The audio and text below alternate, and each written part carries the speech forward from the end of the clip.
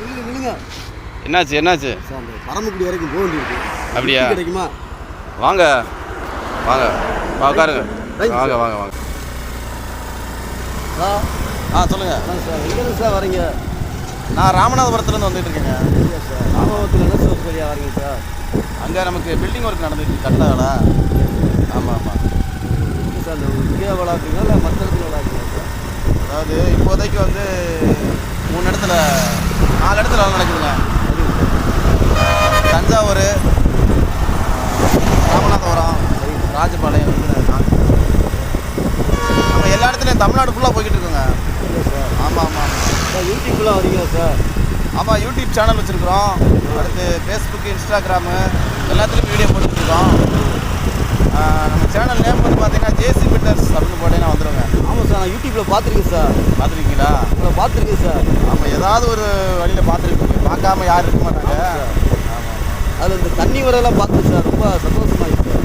அப்படியா? ராமநாதபுரத்தில் ஆமாம் ஆமாம் தண்ணி வரை எப்படி சார்? ரொம்ப ஆச்சரியமாக இருக்குது சார். அது தண்ணி உள்ள பகுதிங்க இருக்குது. அதேமாதிரி இன்னைக்கு நேற்று வந்து பார்த்தேன் சார். இதில் அப்படியா? ஒரு கொத்தனாருக்கு சம்பளம் கொடுக்குறத பற்றி பார்த்தேன் சார். ஓ ஆமாம், ரொம்ப சூப்பராக இருந்துச்சு சார். சரி. படத்தில் பார்த்தது இருக்குது சார்.